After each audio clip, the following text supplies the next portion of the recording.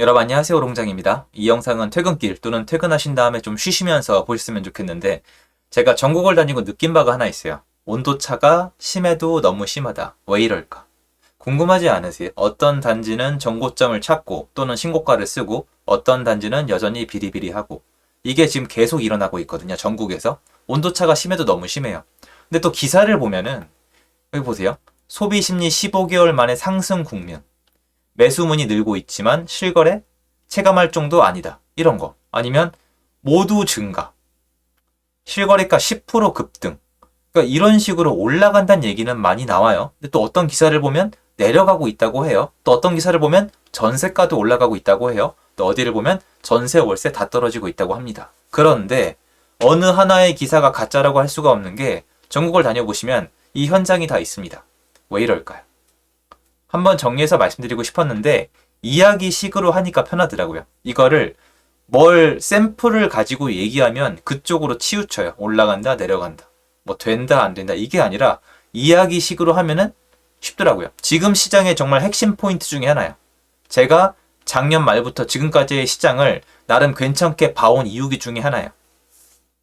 제가 작년부터 말씀을 드렸지만 지금 시장에서 제일 중요한 건 뭐냐면 왜 파냐예요. 왜 사냐는 덜 중요해요. 왜 그러냐면 당연히 중요하죠. 그런데 살 사람이 없거든요.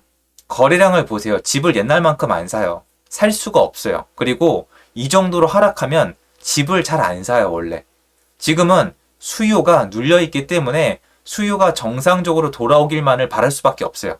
왜 사냐가 아니에요. 그냥 사냐 안 사냐예요. 사면은 사나 보다. 안 사면 안 사나 보다. 이 정도예요. 당연히 분석을 따로 해야 되겠지만 수요가 그만큼 부족해요. 좀 늘지 않았냐? 멀었어요. 4천 건 못 넘어갔죠. 6천 건이 평균이에요. 지금 거래량은 누적으로 따지면은 형편없어요. 전국적으로 봤을 때 옛날에 비해서 현격하게 집을 안 사요. 그러면 이 상황에서 우리가 들여다봐야 되는 건 매수는 당연히 중요하지만 지켜볼 수밖에 없어요. 우리가 뭐 사라고 말라고 할 것도 아니고. 그러면 나머지 한쪽에 왜 파냐를 봐야 되는데 우리가 평소에 특히 상승하고 있을 때는 왜 파냐를 안 봐요. 근데 지금은 왜 파냐를 봐야 돼요. 왜? 떨어지고 있거나 못 올라가고 있는 단지가 있거나 이렇게 지금 분위기가 서로 다른 이유를 여기서 찾을 수 있기 때문이에요. 자, 여러분 지금 부동산 시장이 무너졌다고 말씀하신 분들이 계신데 그것도 반이 맞고 반이 틀려요. 왜 그러냐? 초고가 시장 그리고 정말 1급지라고 표현해서 죄송해요. 이런 데는 별로 안 무너졌어요. 강남의 일부 단지는 안 흔들렸어요. 대형 평수 일부는 안 흔들렸어요. 지금도 올라가고 있습니다. 압구정동 가보세요. 알아요. 이건 다른 세상 얘기처럼 들리시는 거. 그런데 IMF 때 어땠을까요? 97, 98 IMF 때 어떻게 했을까요? 다 떨어졌어요. 여러분 그리고 집값 떨어질 때 강남 건물 가격 있죠? 그때 안 떨어졌어요. 동시간으로 내려간 거 아니에요. 훨씬 더 늦게 떨어졌어요. IMF 때요. 다 떨어졌어요. 이게 포인트예요. 왜 파냐? 지난 1년은 팔 수밖에 없는 사람, 그런데도 안 팔리는 사람, 정말 살아남기 위해 파는 사람, 이런 사람들이 시장을 리드한 거예요. 이런 사람들이 시장의 하락을 리드했죠. 자, 그런데 IMF 때는 어떻게 됐죠? 사업하던 사람, 크게 이제 식당 하던 사람, 아니면 일자리 다니던 사람, 고액 연봉 받던 사람, 다 딸려나간 거예요. 다 망한 겁니다. 그럼 이 사람들이 어떻게 해야 돼요? 자산을 처분해요. 빚쟁이로 넘어가든가 자산을 처분하든가 뭐 솔직히 우리가 그것까지 알 수는 없지만 어쨌건 날아가는 거예요. 이 사람들이 갖고 있던 집이 어디예요? 강남의 건물이나 아니면 중심가의 건물이나 또는 강남의 아파트예요. 여기도 떨어진 거예요. 근데 이번 보세요. 이번엔 거기는 별로 안 들렸어요. 지금 여러분 왜 거기만 올라가냐고요? 왜 메인 중심지만 올라가냐고요? 거긴 급한 사람이 훨씬 더 적었고 그 사람들은 회복이 더 빠르거든요. 지금 여러분 부자들은 돈 잘 써요. 그렇게 힘들지 않았어요. 제 주변에서 체감이 될 정도예요. 어른들한테 물어보면 IMF 때는 그렇지가 않았어요. 물론 최상위 부자들은 늘 잘 나가요. 그런데 그때에 비하자면 이번에는 부자들은 훨씬 덜 힘들어요. 지금 힘든 사람은 여러분이 지금 금매 나왔던 그 아파트 단지들 있죠. 그 정도가 제일 힘든 거예요. 왜? 그분들이 레버리지를 써서 투자를 많이 했고 그걸 버티지 못한 거예요. 그분들이 투자를 많이 했고 역효과가 컸던 거예요. 그분들이 대출을 땡겨 쓰고 대출 이자에 허덕였던 거예요. 나쁜 게 아니라 어쩔 수 없어요. 네, 저도 힘들었습니다. 근데 부자들은 대출이 많지 않았거나 대출이 있어도 충분히 소화가 가능하거나 연수입이 높겠죠. 또는 일부 자산 처분에서 싹 처분이 가능했던 거예요. 그러니까 지금 잘 버틴다는 겁니다. 즉 이렇게 생각해 보세요.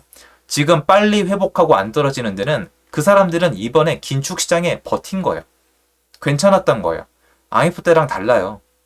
임의적으로 무너뜨린 부분이 있는데 그 사람들은 버텨냈고 이 사람들은 팔 사람, 시장의 하락을 리드하는 팔 사람은 많지 않은데 살 사람은 많이 줄었지만 살 사람 줄었어요. 많지 않아요. 사는 사람이 적지만 급하게 팔 사람이 더 적기 때문에 가격이 올라가는 거예요. 그런데 전국적으로 보세요. 어떤 시장은 지금도 내려가고 있죠. 거기는 살라는 사람은 옛날보다 적은데 팔아야만 하는 사람, 멘탈이 나간 사람이 더 많은 거예요. 이 생각을 가지고 전국을 쫙 비교해 보세요. 그럼 답이 나와요. 이게 지금 왜 이렇게 중요하냐?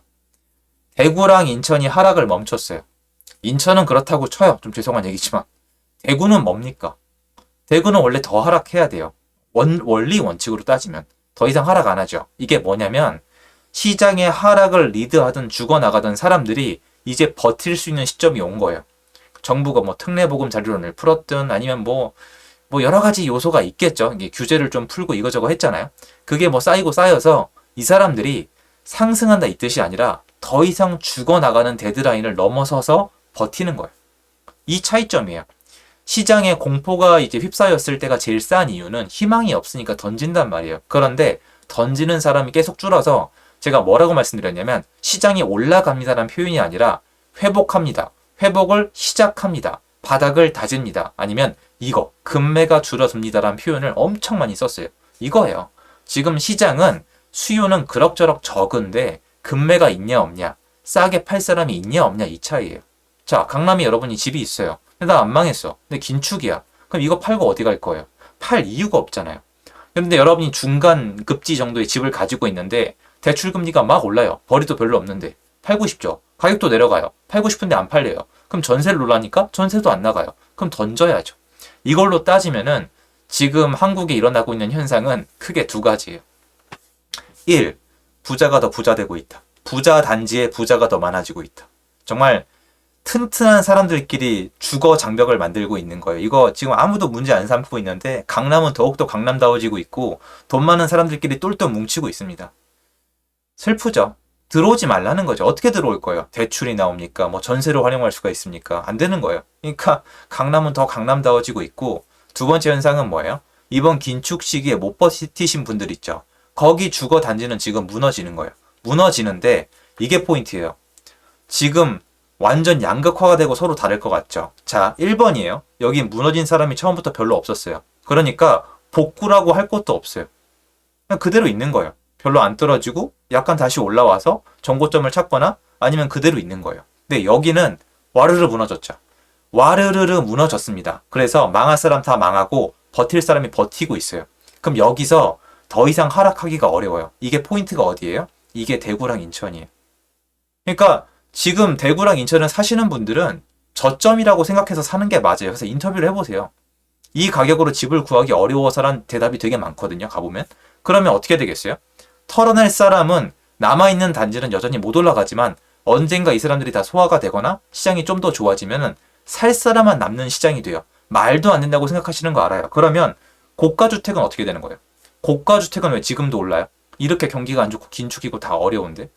이거예요. 팔 사람은 옛날에 없어졌는데 던질 사람이 없는데 살 사람이 조금이긴 하지만 남아있는 거예요. 그럼 올라가요. 그런데 저가나 아니면 중저가 무너진 시장도 던질 사람이 더 이상 없는 상태에서 부족하지만 매수세가 계속 들어오면 느려요. 제 거래량 늘어나는 거 느릴 거라고 했죠. 느리잖아요. 이게 어떻게 빨리 늘어나요? 이 시장에서. 금매가 있어야 사는데 여기는 금매가 있어야 산단 말이에요. 그래서 느릿느릿 올라가지만 방향은 어떻게 돼요? 방향은 올라간다는 거예요. 그래서 시장이 어떻게 되고 있냐면 이렇게 돼 있다가 고가랑 좋은 시장은 버티고 얘네가 무너졌다가 얘가 올라오긴 하는데 많이 떨어졌었거든요. 여긴 요만큼 올라가고 얘는 요만큼 떨어졌다가 요만큼 올라간 거예요. 그러니까 이렇게 보이는 거죠. 그래서 얘가 시차를 두고 저는 이렇게 따라잡을 거라고 생각하는 거예요. 왜냐? 여기가 내려간 이유, 무너진 사람들, 걔네가 이제 없잖아요. 이렇게 생각을 하면 전국의 초양극화처럼 보이는 현상이 이해가 돼요. 이 양극화는요, 서울과 지방을 얘기하는 게 아니에요. 서울 내부에서도 심하고 경기도 내부에서도 심하고 부산도 마찬가지고 광주, 대구, 뭐 대전, 세종 다 마찬가지로 다 심해요. 이 양극화가 그나마 제일 덜 심한 데가 세종시예요. 가보시면 이해가 될 거예요. 그러니까 지금은 어떤 사람이 어떤 단지에서 왜 팔고 있냐가 중요해요. 그러니까 매수, 사는 게 굉장히 중요한데 이건 이미 굉장히 안 좋거든요. 이 매수세가.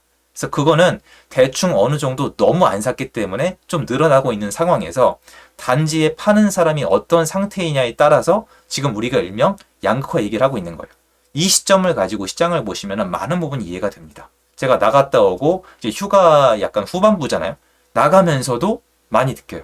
사람들이 그렇게 지금 휴가철이라고 막 움츠러들어 있던 게 아니라 그럭저럭 다녔단 말이에요. 그런데 일부 이 지역에서는 거래량이 줄고 있어요.